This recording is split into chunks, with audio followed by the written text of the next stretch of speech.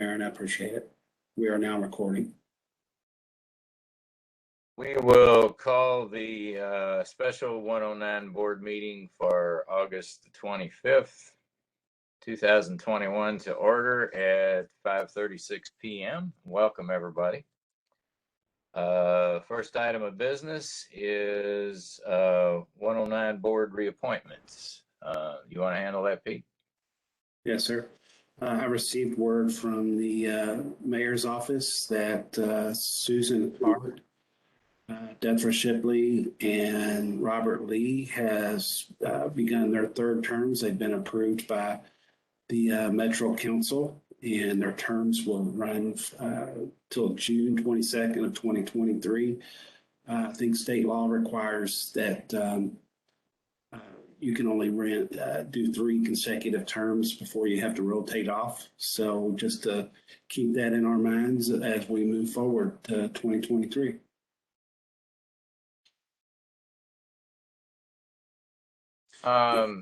Pete, if you would excuse me, I've something, this has happened before. This camera all of a sudden apparently jumps to real close up.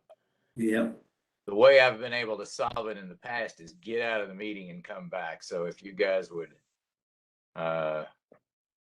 give me just a second. Sure. It's a close up of that cheek right there. Yeah, really. It's not the best looking thing in the world. I'll be right back. All right.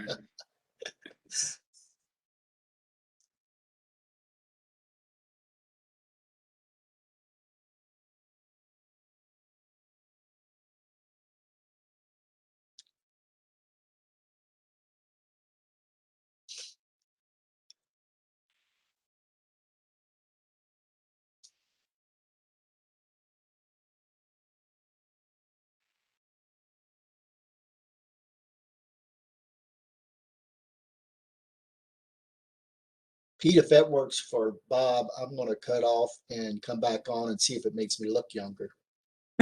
I'm going to suddenly have a bunch of people going offline here.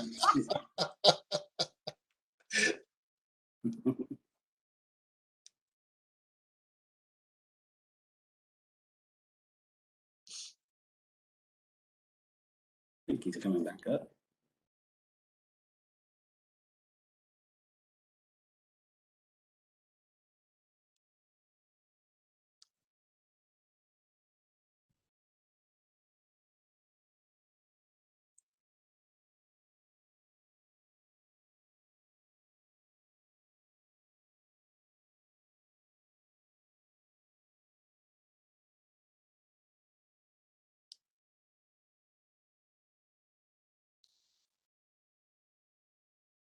There we go. All right. I guess that worked. I don't know why that does that. That's happened on several occasions when I've been on this WebEx.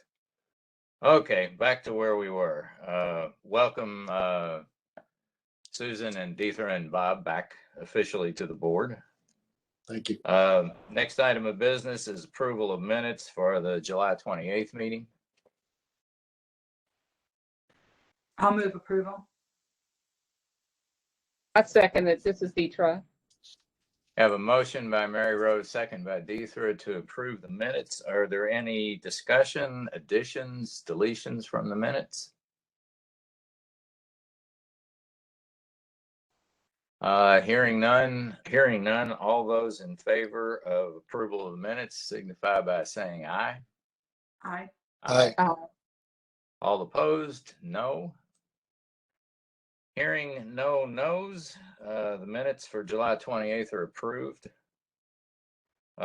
Next item, budget report. So this will be our first budget report since the new fiscal year has started. As you can see on the right-hand side, the first thing that you'll notice is the rollover amount is 0 at this point. The reason that it is 0, it's not that the money is gone, it's that last fiscal year hasn't fully closed. Well, it actually closed today, but it doesn't show up in the system for another 8 or 9 days from my understanding, talking with OMB. So, we'll get a true reading of what our rollover amount's going to be at our next meeting. You can see that the budget has changed slightly. They gave it a little bit more for recycling receipts and license fees. I would think that this is going to be pretty good in the license fee category, but if things continue to go in the recycling commodity markets, I would think that we're going to be well above our recycling receipts of $11,000, which is a good thing. Personnel costs, they have increased that a little bit. Contractual services, which includes Veolia and like the things that we talked about at the last meeting. I think it's the Retrack Connect, it's the Recycle Coach, and I believe it's payments on the front load vehicle that will be coming out of there, and any other things that we want to do. Keep in mind that as that sits at $370,000, when we do get the rollover funds that show up top, they have to put those into a category. And generally, they always put it into this contractual services. So there will be a revised budget, and that 370 will increase to whatever the rollover is amount plus that. So it's going to be a much bigger number. The negative number, as far as the 9,681, was a result of a payment for, it's the Retrack Connect. And I believe that because they're a Canadian company, there's issues with getting it mailed and to them. And it ended up being paid out of this year's budget, and then they had to transfer it back to the old budget. This is part of the finalizing the budget. So I think that it's a technical thing. I believe that our next budget cycle, that is going to straighten out so that you don't have that negative number there. So we really haven't spent a whole lot. We're at 6%. We're just about 2 months in, which is pretty low from where we're at. So revenue at 26% and expenditures at 6%. I expect our revenues to be pretty close to that 1.3 million mark. So we're doing pretty well on those. There really isn't any big expenses that need to be approved. It's just, it's just the personnel cost, which comes out of the budget automatically. Pete, can I make Bob, I guess, can I make a suggestion? Sure, sure. It makes me very nervous to see the rollover amount at 0. I think it would be much better if we had a not applicable or not available or an NA or something there instead of a 0, because we all know that there's going to be a rollover amount, but people reading this don't necessarily know that. And so if there was just another way to indicate that, it would be better. Okay. I can make that change in the budget presentation. And that way, for any future reference, anybody going back to this, they're going to see that is, would it be not applicable would be the word to use? I'm an accountant, so I don't know exactly what the terminology should be, but it just seems like 0 is not the right thing to put there because it looks like 0. So how about pending? Okay, that's good with me. Again, I'm not an accountant though. Okay. That's an interesting point, Mary Rose, because if somebody accesses these reports and they've not attended a meeting, all of a sudden they wonder where almost $1 million went. How we're spending all this money that we don't have. So yeah. That's noted, and I will take care of that in the presentation. Any other comments, questions from board members?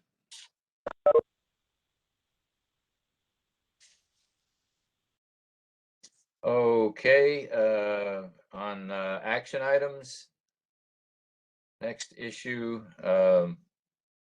litter abatement grant application. Yes, sir. It is we're a little bit early. We kind of got on this a little bit quick this year, but it's time for us to go ahead and make application for calendar year 22. As you guys know, we annually apply for these litter abatement funds, in which we get probably about anywhere between $360,000 and $380,000 a year to work on litter abatement issues. And I put some of the major points here. We're not going to know how much we get until everybody across the state has applied. It's one big pot of money. You take the total amount of people that have made their application, you add up their road miles, and you divide by a certain amount, and that's what that one gets. Some of our money the county money will be reduced by the number of small cities that make application as well. So, we're not going to know that amount until November 1st. And one thing that I've noticed in the past couple of years, we're not even going to know that until probably somewhere in the middle of January, unfortunately. These funds are always just to be used for direct expenses as defined in the regulations, which is basically the cleanup of the side of the road of litter. It can be used for education and those types of things, supplies. We are not responsible for contacting any of the eligible cities within Jefferson County, but Mary Rose, just be advised that any city within Louisville Metro can make application for litter abatement funds for their area if they so choose. Typically, we have about 13 small cities or home rule cities that make application for these funds. So that is available to them. By March of next year, we must submit and certify that our litter abatement grants have been spent properly, and we must have the documentation to show that. And we must certify it through the Solid Waste Management Annual Report Form, which we do each year. The litter abatement funds not spent would have to be reimbursed by April 15th of 23. Failing to comply with the terms will make us ineligible for the next funding year. So that's not something that we want to play with. We must keep any expenditures for up to 3 years. There's no match for this, which is good. And they also this year sent us some new guidelines for a program called Trash for Cash, which I would want to speak to you guys about in just a minute. This is the application, which should have come out through in your packets for you to see. Let me speak to the Cash for Trash program first, before I ask to sign the document or approval of the document. Cash for Trash is really something that we've wanted to do for a long time. And it's basically giving nonprofit groups $100 a mile. That's what they limit us to, $100 a mile to clean sections of the roadway. And I believe that, there's a lot of sports teams out there, a lot of church groups that are out there looking for ways to raise funds. What a great way for us to get the community clean and for them to get funding. So like I said, they'll do $100 per mile. We should meet with the leaders to discuss safety issues, which is proper clothing, materials that should not be picked up, etc., such as sharps. We should provide them with bags, vests, gloves, pick sticks, signage, insect repellent, and there is a purchase of a one-time purchase of a safety light. Although, keep in mind that Jefferson County might have 10 of these groups out doing stuff, so buying one light is not enough. These grants are typically for a smaller county. It is recommended that the funds not be released until the groups return their supplies. I know that that's been an issue with Brightside for quite some time. And they're asking that the groups report to the solid waste coordinator the number of bags collected and the number of miles cleaned. And that the solid waste coordinator, that's the SWC, should inspect the road after the cleanup. Now, Rob can probably speak to this because I've asked Rob to set up something with Brightside. He had a conversation with the Brightside director. Rob, do you want to speak to this at all? Yeah, we're going to meet with the Brightside director, Dave Bell, tomorrow and discuss this program with him because there are things we like to do with Brightside to help organize these cleanup events. For example, with the Clean Collaborative Crew, one of the ideas that we have is, for example, whatever area the crew cleans, maybe Brightside could have an event, 2 weeks after we've gone through, just to kind of double what we're able to accomplish. And something like this may help them to get the volunteers because, it can be difficult to get volunteers to come and do something like this. But I think that if it benefits a program that they're trying to do, then I think that'll help with getting the groups involved. So once we hear back with Dave Bell and get his opinion on it, then we can report back on that. So right now, are you all envisioning that Brightside would, in effect, operate this for the district? I would think so, Bob, because I think it fits right in their wheelhouse. Yeah. And it's not something that we really have the expertise or the connections to the community, Right. grassroots that they do. So that's why we're hoping that they'll pick this up and take it.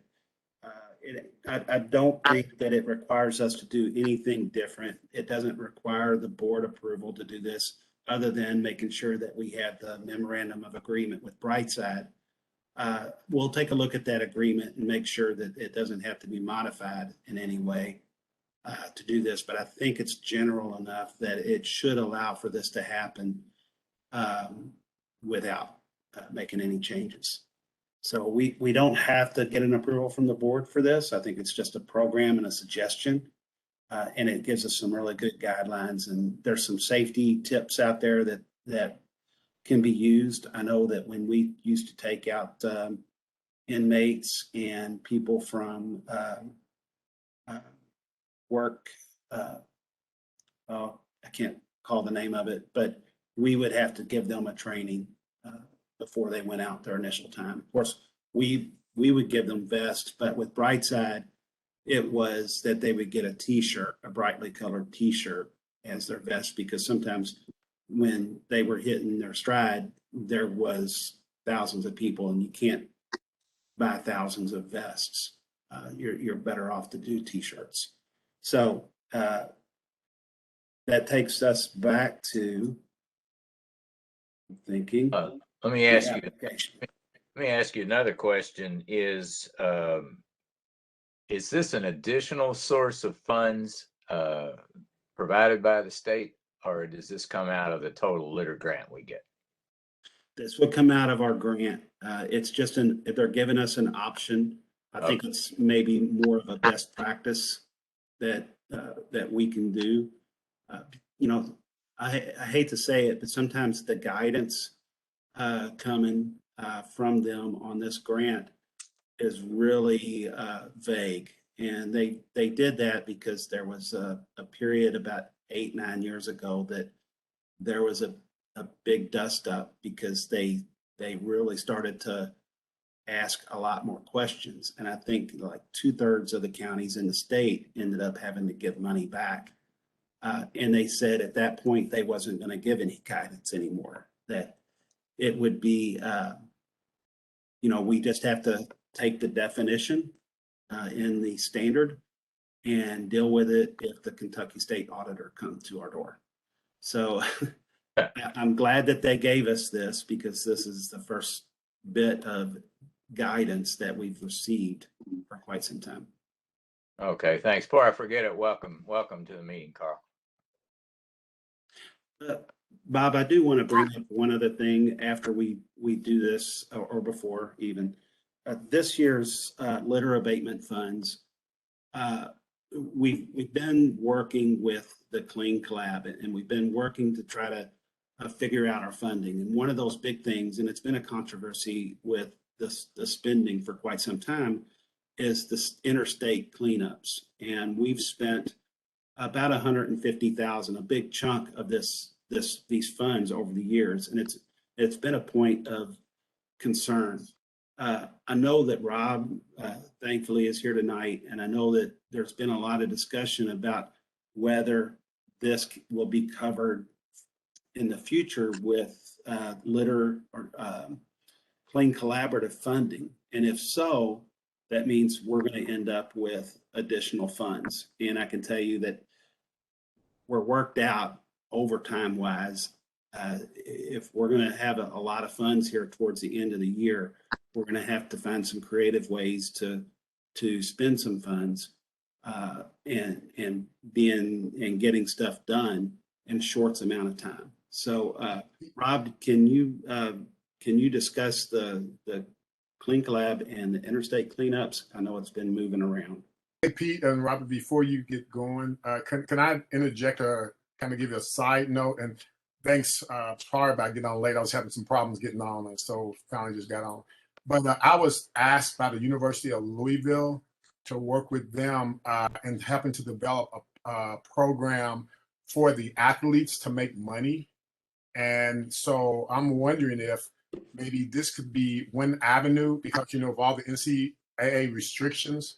And so they talked about developing a program, or me helping develop a program where the athletes could, do something to make money as well. And I'm wondering if this sounds like such a natural fit because the teams would like to go together, the women's swim team, the track team, the football team, and could be dispersed, and they like doing things together. And it could be a exemplary program where there could be almost like an intern program where they learn about clean environment. They could be ambassadors as well as they could do work to make money as well. So if at some point, I would love to discuss that with you. Also, work with the Alliance of Ministers with youth as well. So if you wanted, I'll be more than happy to share this program with a number of churches, with the Ministerial Coalition, who is the official name.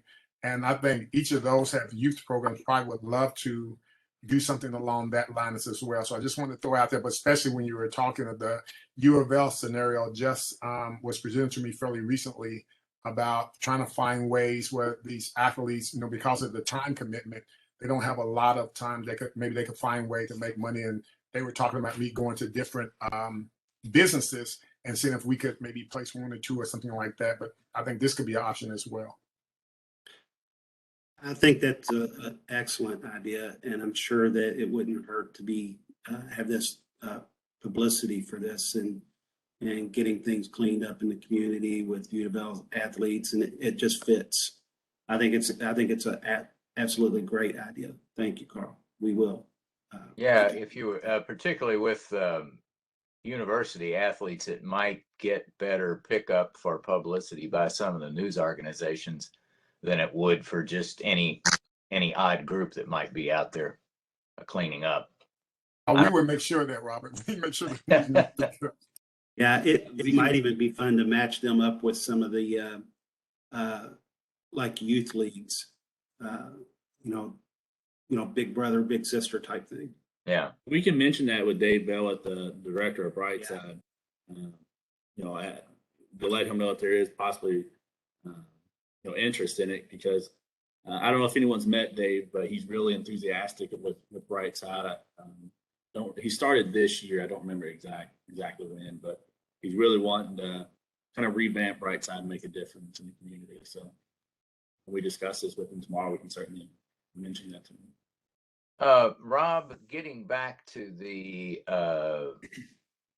expressway cleanups, when do you think we might have more guidance on this? Because I guess what I'm looking at is how close to the end of the year could we possibly end up with a surplus in litter money, and then us have to try to figure out how to utilize it. So that's something that so I'll go over with what we're doing with the interstate, and then I'll touch on that. So the board has paid for, was it P2 supplemental litter cycles on the interstates every year through this grant, but over the years that cost has gone up. So was it 18? It went up 18%, I believe, from last year to this year. So one cycle along interstates is now just under I think it's 101,000 and some change. So with Clean Collaborative through Metro Council and the mayor's office, with the budget, we got money in the Clean Collab budget to look at the interstate cycles. So I've been looking into other states and other cities and what they do at the interstates. For example, in Indianapolis, they do it 19 times a year. Wow. Their interstate. Here in Kentucky, it's 5 mowing / litter cycles a year. And then they do 1 litter in February. So you're looking at 6 times a year that it's getting cleaned up. So, we would like to try to get it up to, try to get it similar to what Indianapolis does, for example. But that's a conversation we're having with the state and administration and everything. But we do have the funding for the interstate cleanup. So some of the ideas that kind of frees up the grant for other things that we could potentially do, such as education program or this trash for cash program, just other areas that we can look into kind of utilizing those funds elsewhere. But we are, as Pete mentioned, we will have quite a bit left over because the board won't be doing those cleanups on the interstate that we have done in the past. So, this grant is a calendar year program that we have going on. So, that's something we have to figure out by, close out sometime in December, correct, Pete? For the grant. The grant, yeah. Now, Rob, am I mistaken in the fact that is there still a possibility that we'll be paying for one in the fall? No. So the way that I envision it is through the Clean Collab will be paying for one in the winter. We'll be trying to do 3 cleanups. So more than likely, it's not pinned down for sure, but around Thanksgiving, around Christmas, and then probably January or March, one of those 2. So the Clean Collab we're paying for 3. So I don't envision that the board would have to pay for any interstate unless that's something they wanted to do. However, we do have that money already. So. Yeah, I think that there's always ways that we can do it to make sure that we expend the money. Right. But, knowing for sure that we're not going to be using it for that. Personally, I think getting the litter abatement funds away from the expressway cleanup is been a goal for a long time. So not using it for that would be best. So appreciate you, Rob. Mm-hmm. So given that and keeping that in mind moving forward, just looking for opportunities to improve cleanliness and stuff that we have to complete before the end of the year, it comes to our application for next year. So what I'm asking the board to do is go ahead and approve applying for this grant, and we can go ahead and get it signed into the state. And I have a motion for somebody, for us to make this application. Make a motion that we approve the application. Motion by Carl, I'll second it. second by Deethra. We have a motion and a second to authorize staff to go ahead and apply for the litter abatement money for next year. Is there any additional discussion or questions from board members? Hearing none, we probably need to do a roll call vote on this, Pete. I think a voice vote is fine as long as we don't get any nays. All right. All those in favor of authorizing staff to submit the request for a litter abatement funds for next year, signify by saying aye. Aye. All those opposed? Hearing no opposition, approval, the board has approved applying for this application for next year. Thank you all very much on that one. And this is Rob, real quick. Carl, after our discussion, just to make sure that Brightside is on board with this, would you be all right with me sharing your contact information with him? Sure, no problem. All right. I'll get that from Pete. Thanks, Carl. Thanks, Rob.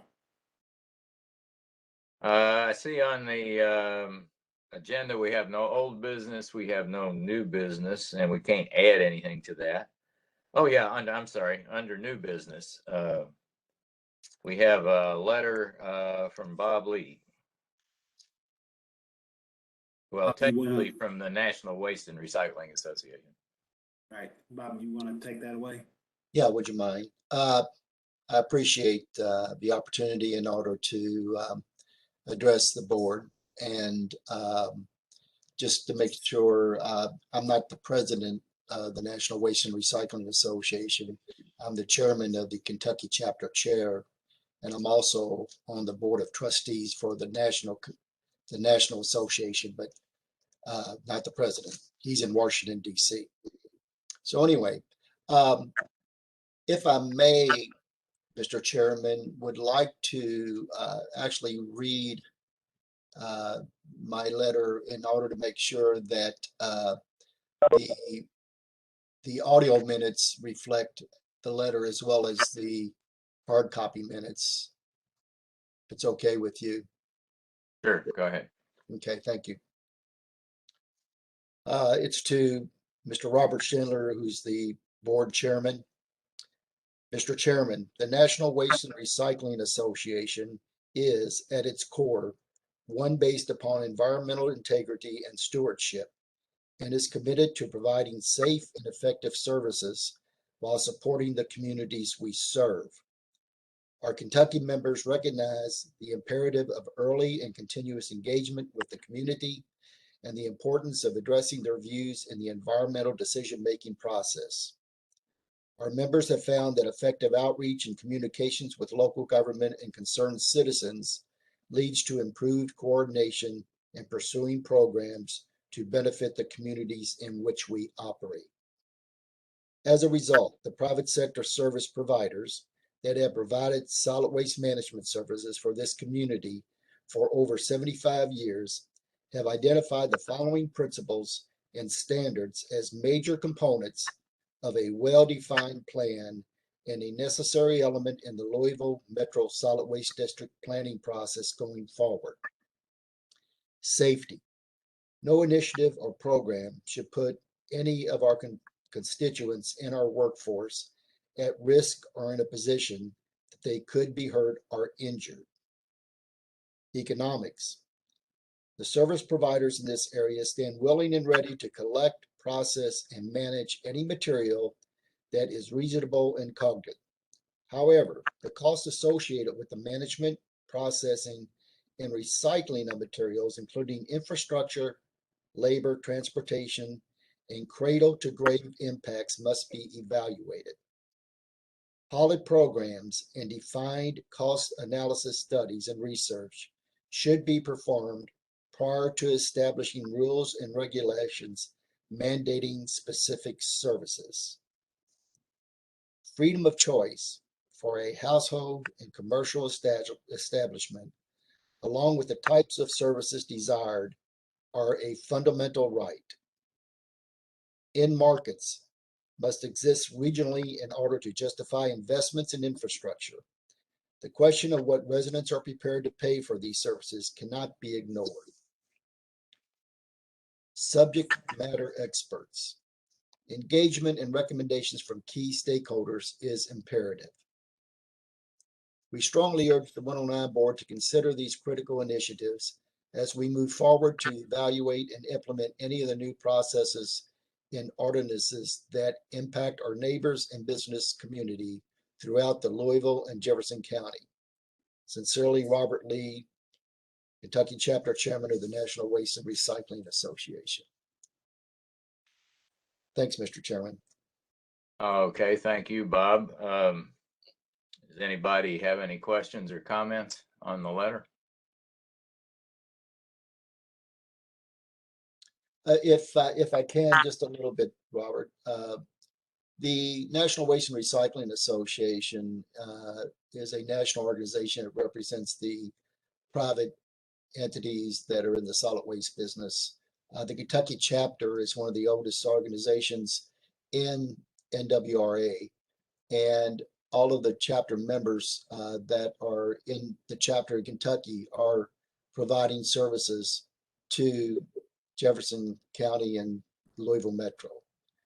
We take it seriously in regards to our position in the industry, in the community, and we truly believe that a coordinated effort between all of us would make a much better plan going forward, and we intend to do the best we can in order to make sure we're available for any ideas, thought processes, historical reference, or anything that may help to go forward with the plan itself. Does or do all of the local members of at least that would be servicing Jefferson County of the association, are they all aware that a advisory committee meetings are open to the public? Yes, they are, Bob. And we strive to let everybody know, all and other stakeholders involved, in order to make sure that they are be able to have input and understand that it is a public meeting, and they, at least at the end of the meeting, will have a chance in order to express their viewpoints or anything else that they have as far as questions or answers to the basic subjects that are talked about during the meeting. And we always appreciate that. And I guess I will refrain from what I was going to do next, which was congratulate you on your presidency of the National Waste Recycling Association. Did I promote you, Bob? Yeah, you promoted me. I'm not moving though. I'm not going to Washington, D.C.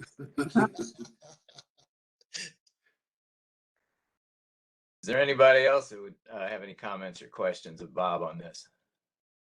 Well, I guess I have a question for Bob. Bob, did you want us to do something to take action on this, or just keep this in mind as we move forward in implementing policy?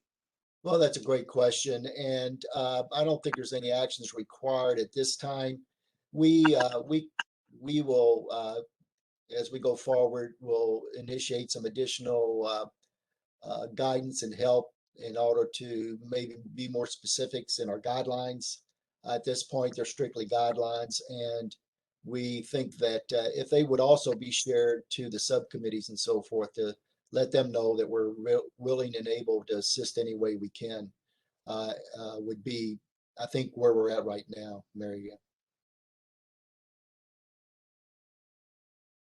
Thank you all for doing this. I think it's well thought out set of guidelines or principles to consider. So thank you all.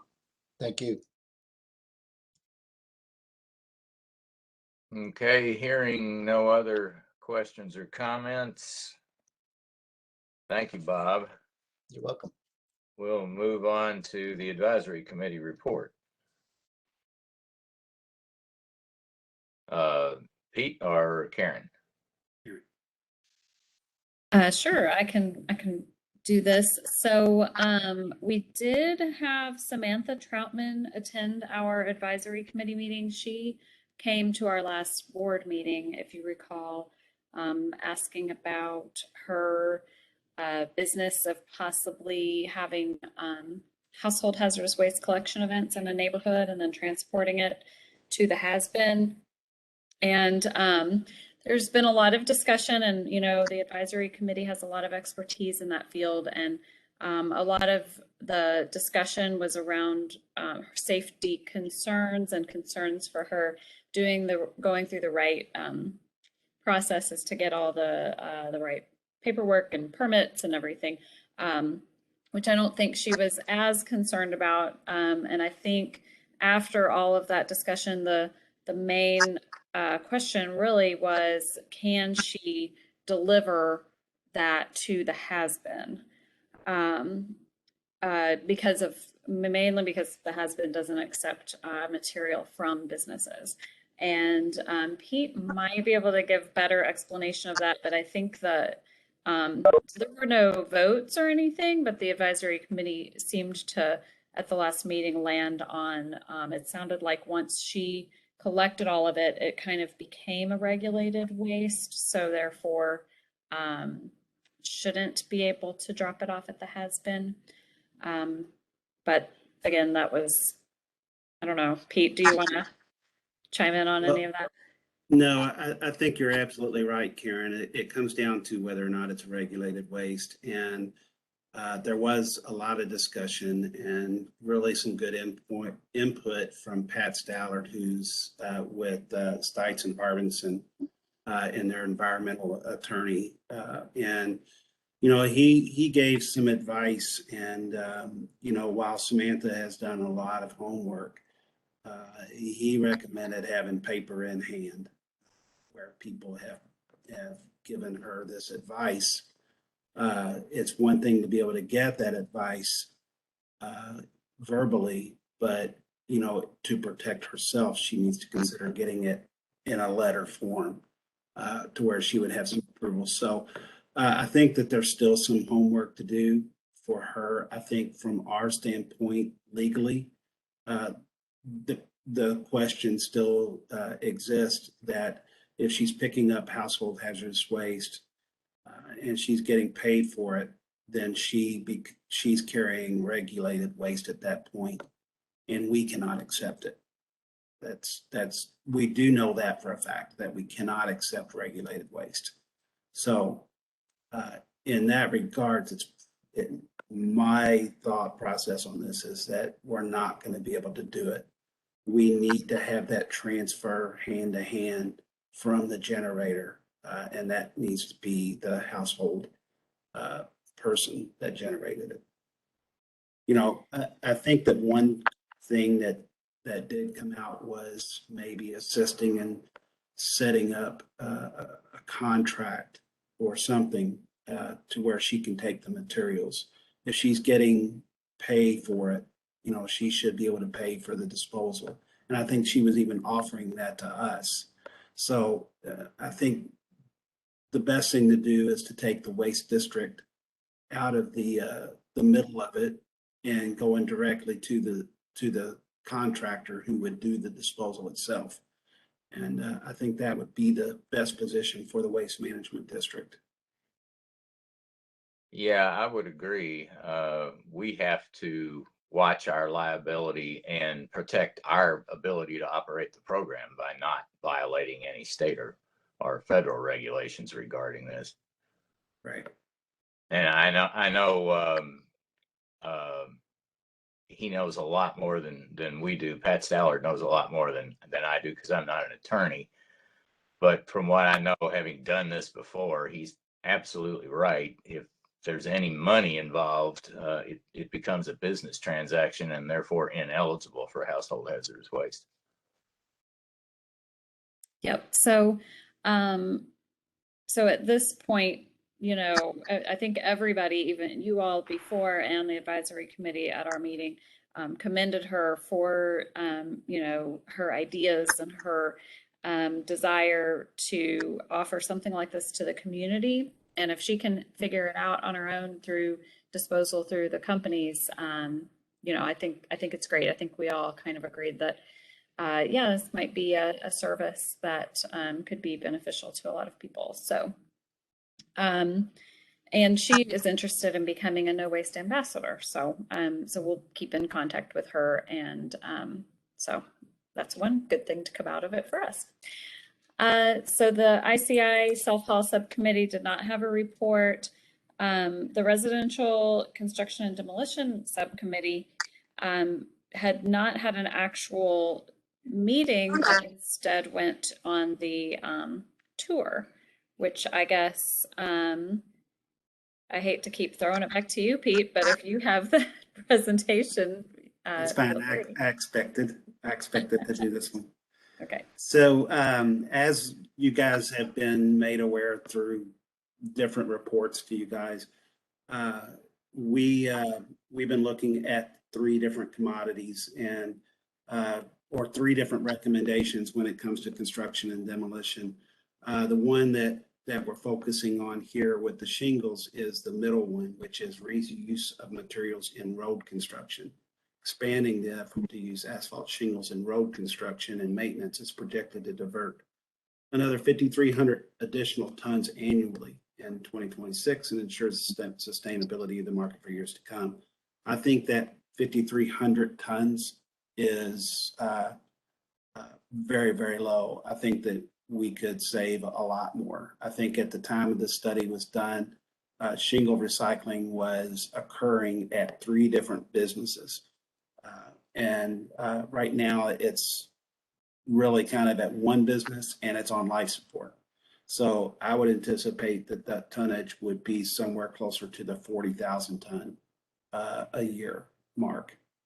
So to kind of give you a little bit of a background, shingles have traditionally been used in asphalt as a binder because the binder, or it's to replace the asphalt binder. It's what holds the asphalt together.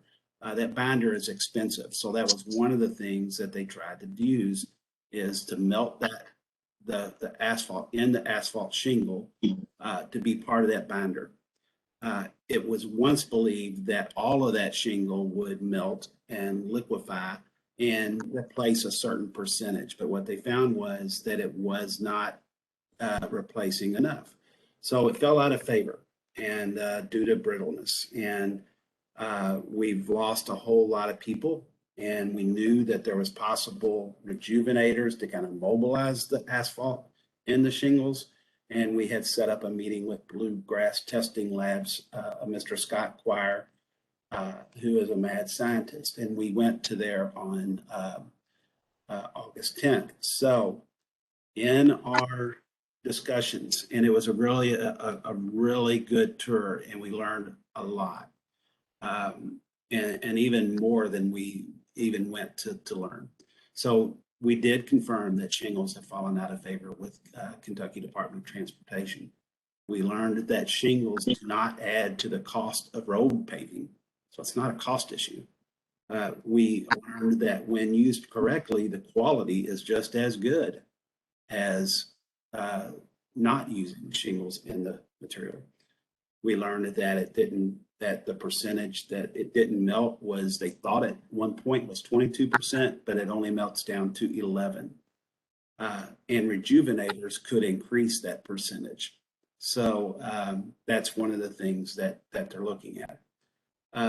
The road back to getting shingle recycling going again would be to write specifications that people, that home rule cities, that Louisville Metro could kind of follow, because what we found is that a lot of small cities, a lot of contracts out there default to the state specifications.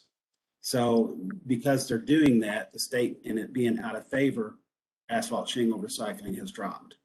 So we're looking at trying to create a generic spec that home rule cities, that Louisville Metro, people in this region could go to instead of using those state specs. And that would start to drive the comeback of shingles and asphalt paving. So we would be pushing locals to use those specifications to build confidence and get the state to start recognizing that, yeah, we can start using this stuff again. And then it became, well, how are we going to get people to start doing it if it doesn't cost anymore, but is it more of a process? And people just tend to not like change. So we've started to look at, should we make a requirement that there's a certain percentage in the material, or should we incentivize it? Like if the job was bid, we would suggest giving a 5% or 5 points on the bid for using recycled material in your asphalt. So all that said, I think that there's a couple other things I want to talk about, but we can make shingles come back into asphalt shingles, into asphalt paving. I think it's just a matter of getting people comfortable. One of the things that I didn't put into the presentation was that the state is actually going to change the way that they're approving the durability of the material. They're going to go to a testing system that, instead of using so much of a spec, they're going to allow the asphalt companies to present a mix of however they want to do it, as long as it meets certain standards, a brittleness test, a longevity test, and this lab had all that equipment in there. But that would allow companies, manufacturers, asphalt plants to come up with a mix. They send it to the state approves it. Then that company can, they have the formula and they create the product, keep testing it, and lay that asphalt, and it should meet the state standard. I think while they felt like that some of the contractors may have gotten a little bit ahead of themselves by putting too much shingle in there, and there was some brittleness issues. They feel like that this testing requirement will keep that from happening, and that eventually we're going to be able to get shingles back. The other part of it that we wanted to ask was if there was any issue with using recycled concrete in road base. I think there was a little bit of a concern that recycled concrete could actually absorb a certain amount of liquid that might impact anything. They told us there's no such a thing. That you might have some specifications of size and stuff like that might be difficult for a concrete recycler to meet, but there's no reason why recycled concrete can't be used in road base.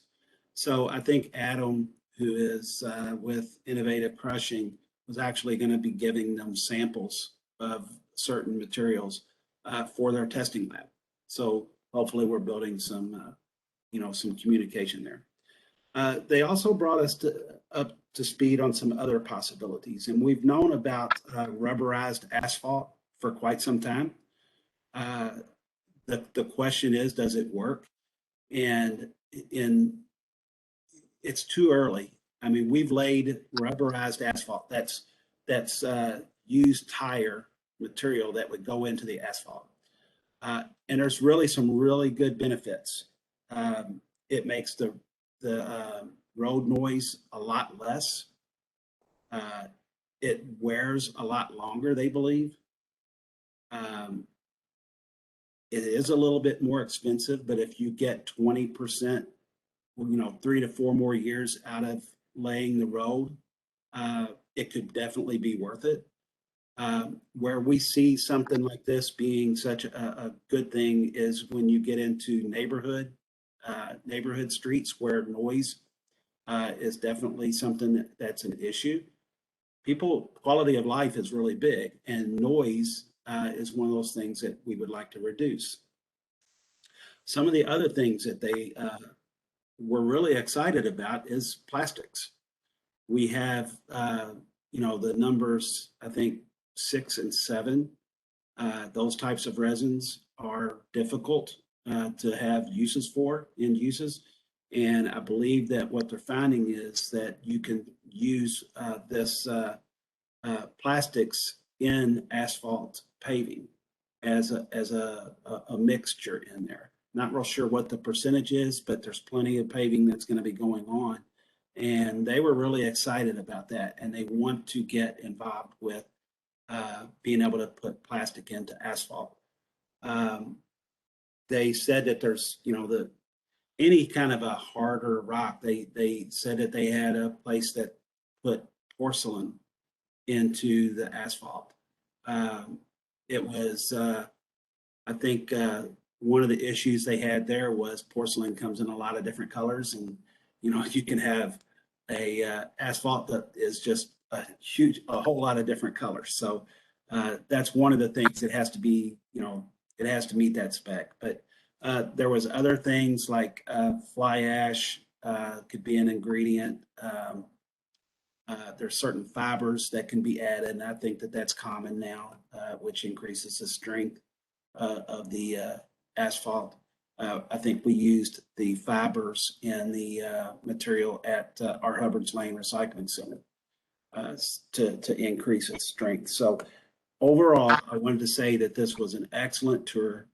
It gave us a lot of information, and it gave us a direction that we can work towards. And by doing so, we feel like that we could resolve one of our issues, longer term issues, to get to a construction and demolition processing facility.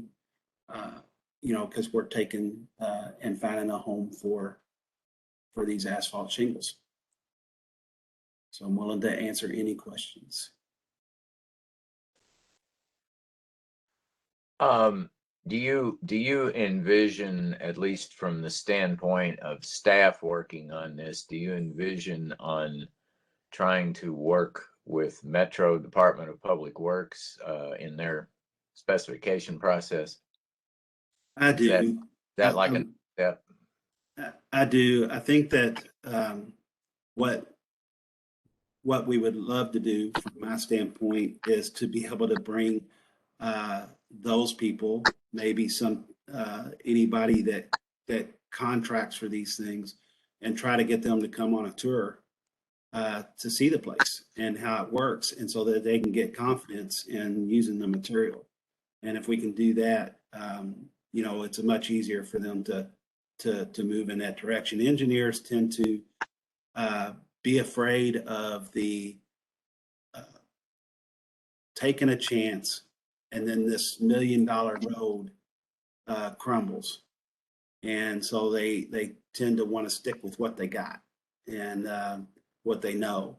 So it could be the situation where if we can bring those people, and yes, we'd be working with anybody local to take a tour of the place, to build confidence, to change the specs, and to start that process.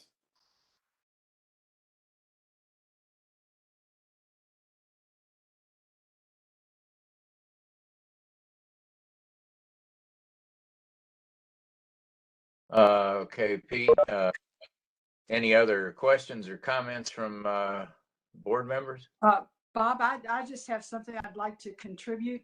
Yeah. The airport has pretty high standards of what our concrete has to be like for our runways. A lot of weight hits them at one time when a plane lands.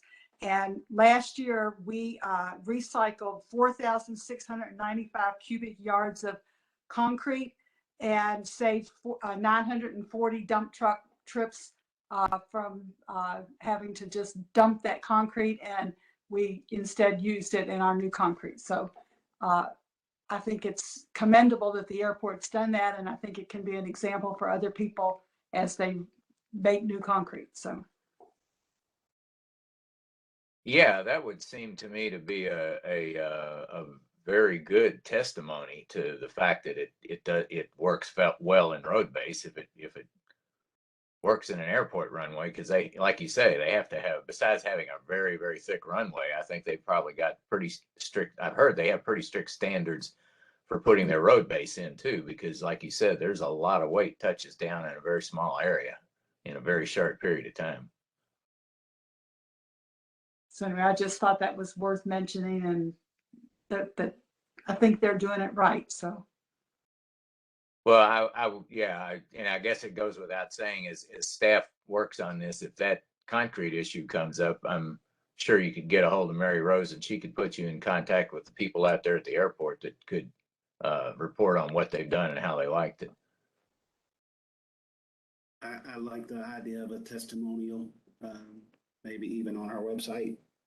We haven't really built out that part of our website, Karen.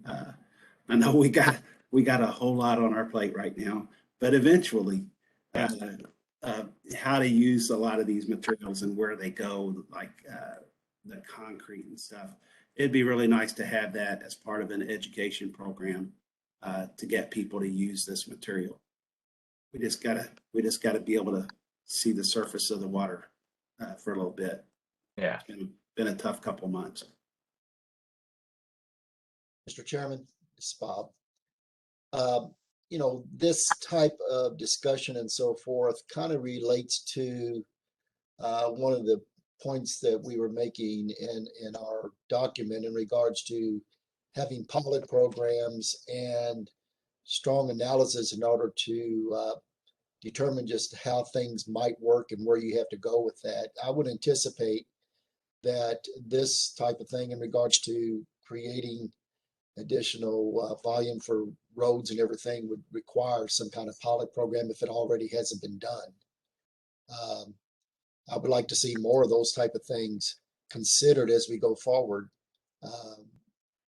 And not assume, I guess, that things can be done just by a suggestion or a thought process.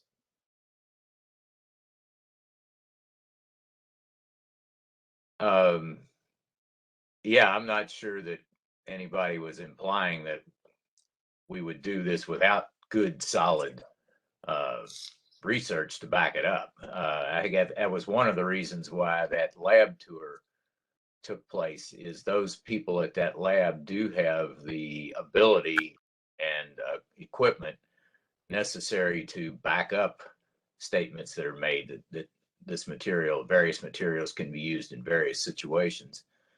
The one thing that I got out of that lab tour was that maybe the biggest help to this would be if, like Pete mentioned, if there can be a performance specification as opposed to just a flat specification that says yes on this, no on this. You would require somebody a contractor who's bidding on a pavement job to be able to show data that came from a lab situation like this, where there were studies done and actual lab tests where they could demonstrate durability and demonstrate compressibility and that type of stuff. I think if the state moves in the direction of approving stuff based on proven performance, makes it a little bit easier than just having a no, you can't do this, no, you can't add this material in their guidelines for what is funded and what isn't funded by state funds. I would, if I could add, I think that shingles is pretty much a settled science in this regard, that it's good. I think the rubberized asphalt is right up what Bob is saying, is that there should be pilots, and those are actually taking place. I know that the city of Louisville, we forwarded over to our roads department probably about 4 to 5 years ago, some grant opportunities to use rubberized asphalt. And what they did was you had to have 2 sections of road. One was paved conventional products, and the other was with the rubberized asphalt, so that they were done at the same time. They're watched over time to see how they're wearing. It just takes a long time for one of those pilots to complete, because we really don't know till 10, 15 years how the product is actually going to stand up. I think it's one thing that it works in other states. When you get to the southern states, they don't have necessarily the freeze cycle that we have. When you get to the northern states, they don't have the heat cycles that we generally have. We sit right in the center where we get both pretty heavy. So what works in other parts, we have to test it here. So I think that might be kind of what we're talking about. Which kind of puts us in a situation that if we want to try to encourage this, we need to lead the way. And to lead the way is to try to work cooperatively with Metro Public Works for them to be willing to do some of these pilot projects, because it works better. It makes it a lot easier for us as a board or us as a government to recommend this to the private sector if we can say, yes, we have data and we participated in this, and stuff like this works for us. What I'm thinking, Mr. Chairman, is that even on an easier issue, let's say as far as construction and demolition recycling, there could possibly be, and some of our members have talked about projects in regards to identifying if that works or not. We have basically a couple of locations that if we could get the approval or whatever of the facility, that we could consider some kind of project before we actually initiated any kind of regulation or anything. What I'm thinking about is what would be a better place in order to do C&D recycling pilot than Ralph Avenue, who only takes construction and demolition debris and gets plenty of it in order to determine just how it might work in the future. I was thinking that a pilot program, say with the Merriweather facility, in which you separate a lot of materials and put them in bins and everything. My point being is that instead of jumping toward a solution that we don't know for sure is going to be work or even be economical, you would anticipate that some kind of pilot program would give you enough information and resources in order to determine how you want to go forward with that particular type of option that we might want to do. If I could, it has been discussed in the committee level that we would do a pilot program. I think what the committee ended up with was that we needed to resolve some of the issues with the major components to make sure that we had end uses, which was also part of the letter, for the materials before we went to that step. It doesn't do us any good to move to it if we don't have a home for those products to begin with. So I think that, yeah, the pilot program is definitely something to do, but we kind of took a roadmap approach before we got to that pilot. I think, is there anybody here from that committee? But that was my understanding that committee wanted to do. And that's actually what we presented to the board, I thought.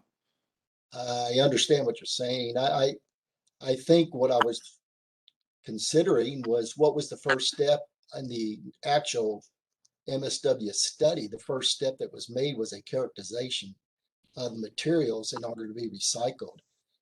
You would anticipate if that's where they wanted to start, that you would start at the same location in order to do a C&D recycling program. How do you know what you want to do if you don't know what actual materials and what kind of volume each material is going to be taken to your facility if you don't do some kind of pilot program to know what to look at and what to determine as far as economics goes? We can take it back to the committee and give them that input. Well, I'm all for it. As a board member, I don't know if we should be performing or even, I guess, guiding the committees, because that's what they're supposed to do. But I don't think it would hurt in order to consider just pilot programs in general, as far as how they would create some information that would be vital when you start talking about what direction you want your recycling program to go to. If that's what you guys want us to do, that's what we'll take that suggestion back to the committee. Well, and I think you also, pilot programs are all well and good, but I think you have to, as the committee does their deliberations, or before you get to any point where you're writing regulations, you have to take a look at the research that's out there, what's been done already, and evaluate the applicability to a local area if that's what it comes down to, because it doesn't make a lot of sense to, if there's valid pilots that have been done in other jurisdictions or other university settings or other public work settings, if they're valid pilots that have been done, it doesn't make sense to necessarily just do another pilot, for the heck of it. So I think that puts a heavy burden on before you write regulations to check and see what's out there and what's already available and what's already been proven and or disproven. First, you would have to check to see if those pilot programs in the study is out there, which I'm not for sure if we've done that yet. I know I've looked a lot, and there are some. I'm just not sure that they're applicable. I mean, it's something that the committee definitely needs to look at. I kind of felt like that we were a ways off from even considering any kind of a regulation. And obviously, before we consider a regulation, we need to have our ducks in a row, to your point. So I, I think our biggest hurdle has to be the next item that's on that list, which is drywall and gypsum board, because that is a major component in C&D material. If you don't have a home for that, I think the subcommittee was under the impression that it would be very difficult for a C&D processing facility to stay viable. So that was kind of the thought process. And I don't think that the drywall and gypsum board is necessarily going to be something that's easy to resolve as shingles. Shingles have been used for years, and it's a proven science. The concrete, it's just an education thing to increase its use. The big hurdle is the drywall gypsum board.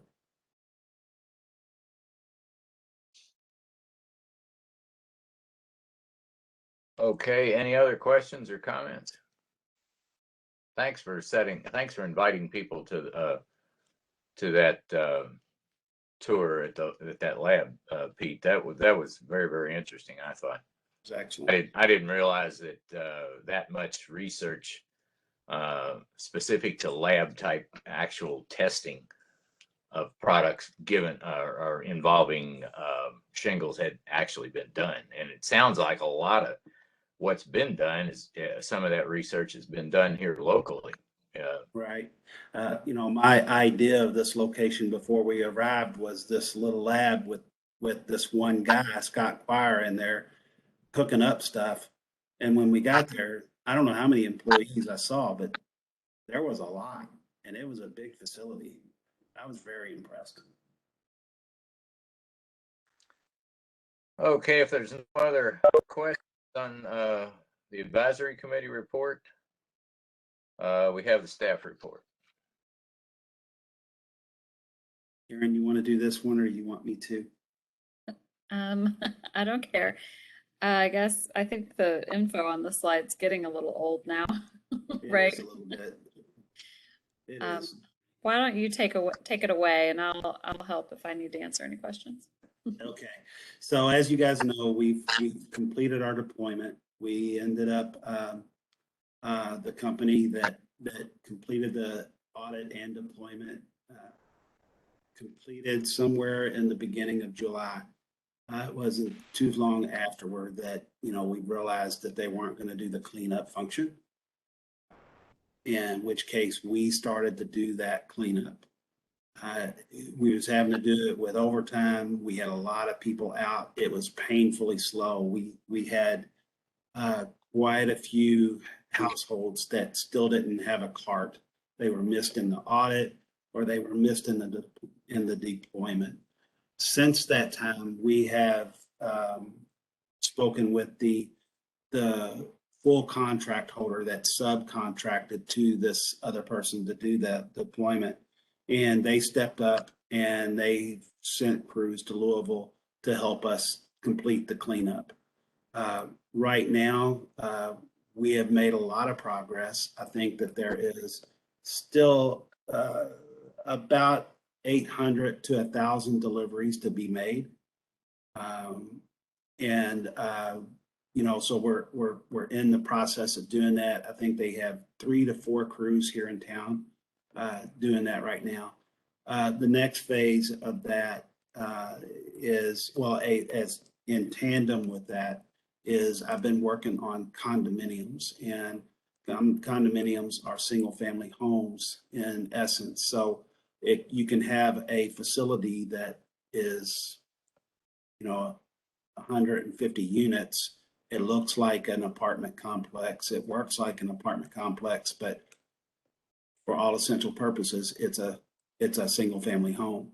So we supply the disposal services through a contract with Republic Services, and then we supply the recycling at those facilities. And we're just trying to right size that and make sure that they have enough carts to be going to every other week. Some places we have space issues to where we're still going to have to service them on a weekly basis until we can figure out a solution. So we're working on that. Businesses will be next. We do have some businesses that are overflowing, and they're unique in the fact that, you know, they get services. They can have certain services according to ordinance, and Metro has allowed a lot of the businesses to recycle with more carts than what is truly allowed. So now we're trying to figure out how to make it work with all that. So it could be adding more carts, but you know, if somebody's got 10 recycling carts already, how do you add 10 more? And so it's going to be on an individual basis that we're going to have to address these issues over time. Right now, we're telling them that they can use a regular garbage can, or they can take their material to a recycling facility, such as an unstaffed site or a full service recycling site. But, you know, these are some of the things that we're working to overcome. We made a lot of progress on. Once we get all of them delivered, we're going to do another what's called a windshield survey to see who's left out there with bins.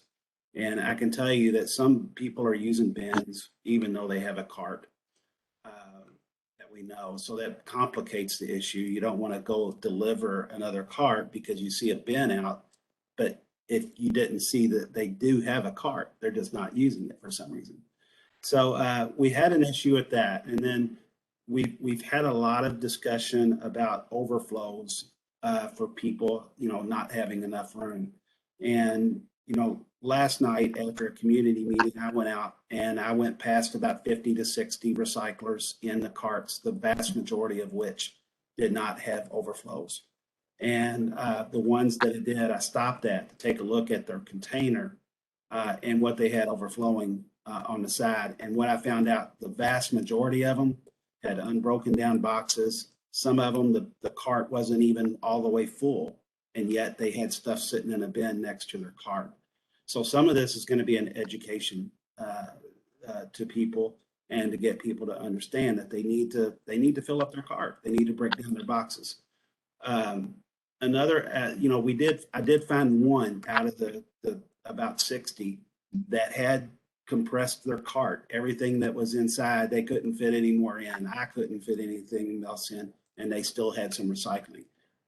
You know, obviously this was a big house. So there are going to be situations where we have some overflows that we're going to have to address. But for the most part, we believe that the system is working. The number of requests have dropped tremendously, and we're doing pretty good. So we are going to be going into the second round of grant talks, and we've already talked with the Recycling Partnership with the goal of Metro coming up with over $800,000 in matching funds, and the partnership coming up with somewhere around $2.5 million. So you know, it's not cheap. And, you know, while we've thought of this as being a 3-year process, we're hoping to make it a 2. Now, things have to fall in line for that to happen. We have to get the 800 something thousand from Metro. So it could be that this is their absolute best time for this to take place. So nothing is solid, but we are in the discussions for the second round to get to cart everything in the USD in the next year. So Karen, did I cover it all? I think so. Yep. Any questions? My question would be, do you all tout to the Metro Council the savings of wear and tear on the streets by not having the recycling go out every week, the recycling trucks go out every week? During our original presentation, we talked about all the benefits. Number one is wear and tear on the vehicles, the pollution, the wear and tear on the roads, the safety issue of having all of this, these big trucks on the road, even the safety of our operators and the fact that they don't have to bend down and have repetitive motion injuries, picking up bins versus carts. We went through a lot of that stuff with the Metro Council, so Okay. I feel like that we did. Now, we will be talking with Metro Council again, I'm sure, and those will continue to be the types of things that we tell them so that they can see the benefits of what we're doing. The one thing that we have to keep in mind is while we're going to have some hiccups here in this transition, this is a system change that will essentially allow a lot more space and capacity. You think about it, replacing 20, almost 28,000 carts in the 96-gallon capacity to the 28,000 16-gallon bins. How much more capacity is out there for recycling? So most cities have seen a 25% increase in the material. That's what we're hoping to see. In fact, I feel like that now that they have the capacity, people will be more likely to recycle, and people will start to utilize it more. And I think we'll see more than 25%, but it's going to take us a bit. But some people are going to not like the system change, but it is a system change, and we will be better for it in the end. Just as a little bitty aside note, Mary Rose, it really wasn't part of the discussion when we visited that lab, but it did come up where the engineers talked about the fact that the average subdivision, if you want to call it, or side street, the paving specification is not built to have heavy trucks like garbage trucks come over it. Now, once a week is not going to cause a problem, but the more you run a truck that can approach 60,000 pounds over a residential street, that's taking the street's taking a beating it was not designed to take.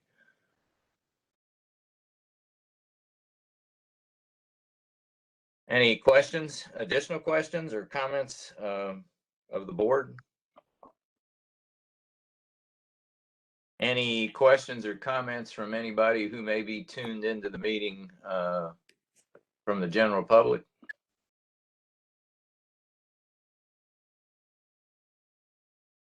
Okay, Pete, what else you got? Just an announcement that we have a pop-up drop-off event this Saturday at Fern Creek High School. Just wanted to put that out there. Anybody's got some materials, please share that we're out there doing it. It's always good to be able to divert as much of this material and provide a service to the community.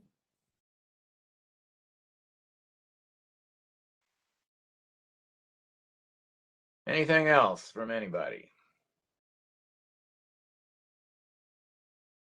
Okay, can I have a What about next meeting? Date of our next meeting? Oh.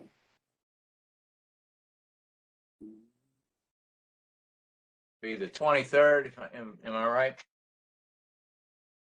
September 23rd? It'd be September 22nd. Sorry, I can't tell the difference between Tuesday and Wednesday on the calendar. Sorry.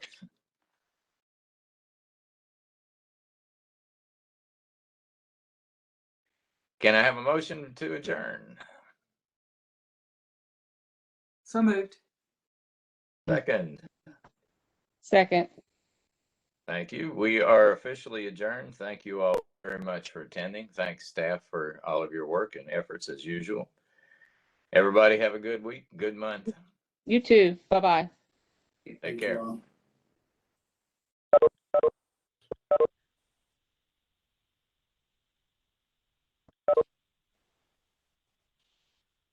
We are off record. Hey, Pete,